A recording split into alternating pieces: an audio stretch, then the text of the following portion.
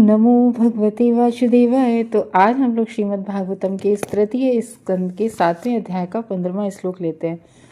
तो अभी तक ना 13वें और 14वें में ये बात हो रही थी कि विदुर जी ने जो बहुत कठिन क्वेश्चन पूछे थे मैत्रेय ऋषि से।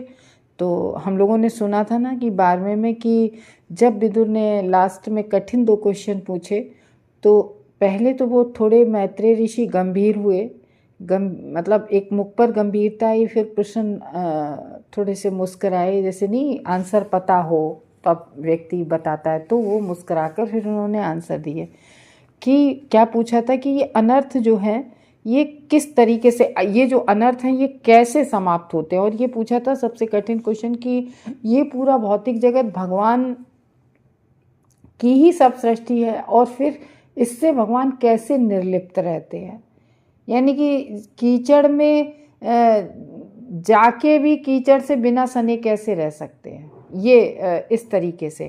तो ये और अगर और हम जीव जब भगवान के अंश हैं तो इन हम जीवों को किस तरीके से हम लोग अनर्थ जो हैं, जो हम लोग करते हैं, ये जो हम लोग इंद्रिय तृप्ति में लगे रहते हैं, ये कैसे हम लोग सही होंगे।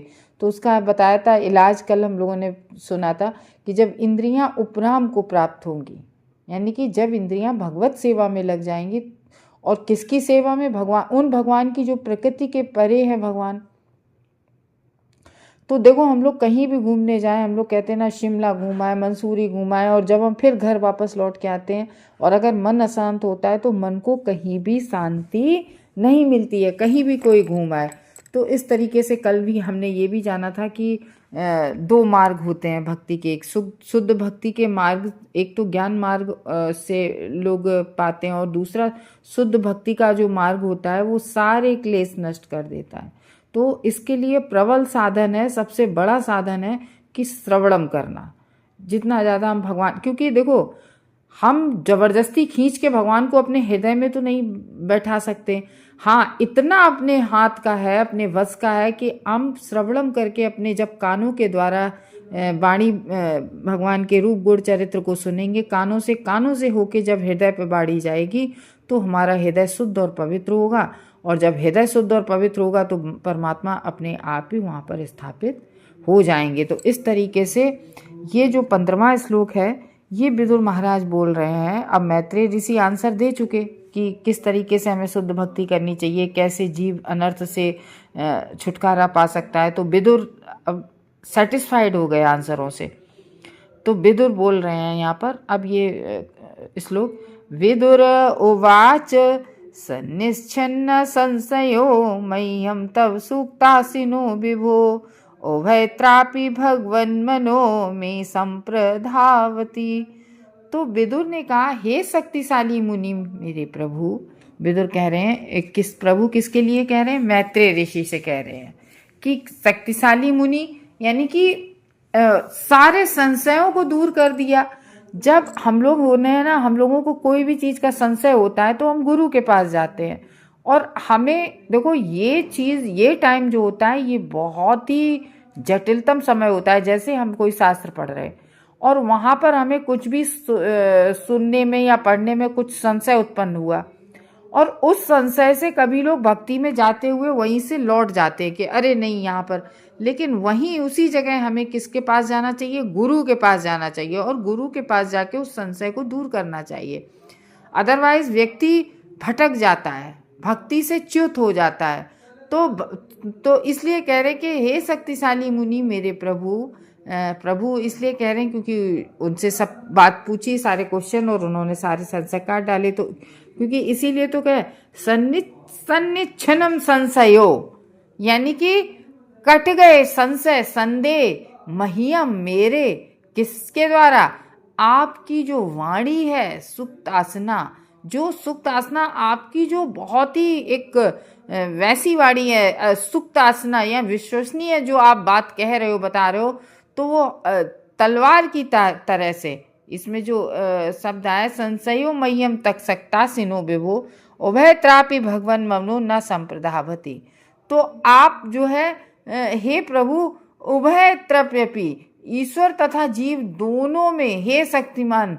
तो कह रहे हैं कि आप जो है कि आपने अपनी वाणी के द्वारा हमारे सारे संशयों को ठीक वैसे ही काट डाला जैसे तलवार से गांठ काटी जाती है, वैसे ही हमारे संशय रूपी जो गांठें हैं वो सब आपने काट डाली। मेरे संशय अब दूर हो गए हैं और अब मेरा मन जो है वो पूरी तरह से उन भगवान में प्रवेश पूरी तरह से। देखो विदुर जी भी महाभागवत है।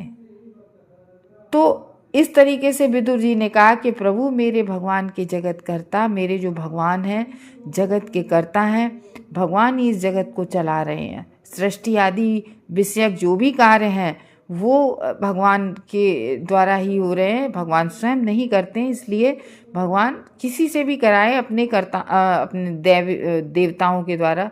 तो जीव के संसार विषयक आदि संदेह, आपकी जो पवित्र वाक्य हैं उसके द्वारा हमारे सारे संशय दूर हो गए हैं।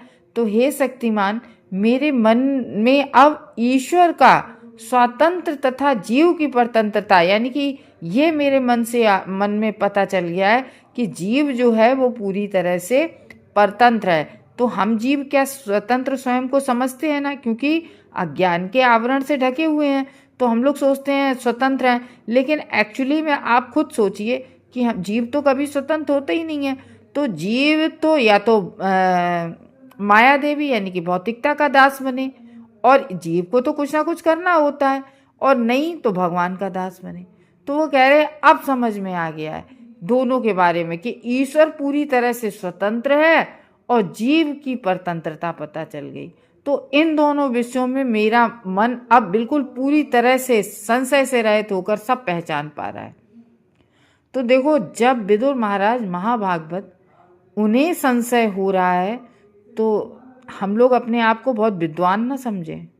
हम लोगों को भी किसी भी बात पे कहीं भी संशय हो सकता है। जब ऐसे महान भक्त को संशय हो रहा है तो वो कह रहे हैं कि कृष्ण विज्ञान, जो कृष्ण कॉन्शसनेस है और जीवों का विज्ञान इतना सूक्ष्म है, हम जीवों का और कृष्ण भगवान का विज्ञान, कि विदुर जैसे व्यक्ति को भी मैत्री मुनि जैसे महापुरुष के से परामर्श लेना पड़ता है। देखो, जब हमारे कहीं भी शरीर में, पैर में कहीं भी फोड़ा हुआ आता है, ठीक है ना, तो उस फोड़े को जैसे बड़ा हो गया, पक गया, तो उस फोड़े के लिए हम लोग डॉक्टर के पास जाते हैं। और डॉक्टर क्या करता है, काट के उस फोड़े की जो गांठ होती है सब उसको ऑपरेट कर देता है और उसमें दवा लगा देता है। तो उसको भी उसका शमन करने के लिए भी हमें ऑपरेशन कराना पड़ता है। इसी तरीके से हम लोगों के जो मन में संशय रूपी जो गांठें हो जाती हैं, मतलब हम कुछ पढ़ रहे हैं, नहीं समझ में आ रहा है, भागवतम भगवत गीता, संशय हो जाते हैं, हम लोग तो बद्ध जीव हैं। तो हमें अपने गुरु के पास, अपने प्रामाणिक गुरु के पास, हमेशा प्रामाणिक गुरु क्यों कहा जाता है? अब हम अगर ऐसे ही यूट्यूब पे किसी को भी कैसे भी कहीं भी सुनने लगें, कहाँ जहाँ प्रामाणिकता नहीं है, तो हमें बेवजह के संशय होते ही हैं। तो इसलिए हमें प्रामाणिक गुरु, इसीलिए लिखा है कि हमें प्रामाणिक गुरु के पास जाना चाहिए और उनसे सुनना चाहिए। तो ये इससे मानसिक चिंतन करने वाले लोग तो तरह तरह से संदेह उत्पन्न करते ही रहते हैं, किंतु निर्णायक तथ्य ये है कि ईश्वर और जीव संबंध, जो कि जीव का ईश्वर से क्या संबंध है, ईश्वर का जीव से क्या संबंध है, ये क्या है कि ईश्वर हमेशा जो है स्वामी है और हम जीव क्या है, सेवक है। जीवेन स्वरूप होए कृष्णेन दास, जीव का स्वरूप ही है कृष्ण का दास, कृष्ण की भक्ति करना। तो श्री भगवान नित्य स्वामी है और जीव क्या है, जीव नित्य दास है। हम लोग हमेशा भगवान के दास हैं। तो इस जो जीव का और भगवान का संबंध है, इसका जो असली ये ज्ञान है, जो कि भगवान हमारे नित्य स्वामी हैं, ये लुप्त चेतना, हमारी जो चेतना लुप्त हो गई है, क्योंकि अनादिकाल से हम लोग बद्ध जीव बने हुए हैं ना, जन्म मृत्यु के चक्र में फंसे हैं। तो बिल्कुल अज्ञान रूपी अंधकार से सब ढक गया है। इस स्तर पर पुनर्जीवित करना होता है हमें। वो कैसे होता है, वो भगवत प्रेम जगाकर होता है।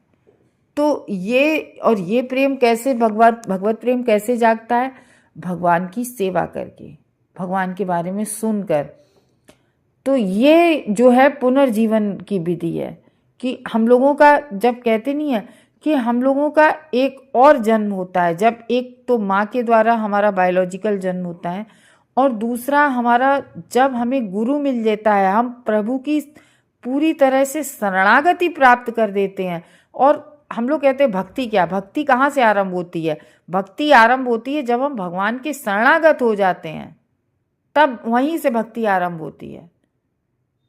तो इस तरह से मैत्रेय मुनि जैसे अधिकारियों के पास स्पष्ट रूप से जान लेने पर मनुष्य असली ज्ञान प्राप्त करते हैं। तो जैसे श्रील सुखदेव गोस्वामी से परीक्षित महाराज ने भागवतम सुनी है, और विदुर जी को अगर ज्ञान लेना था तो कहाँ गए? मैत्रेय ऋषि के पास गए।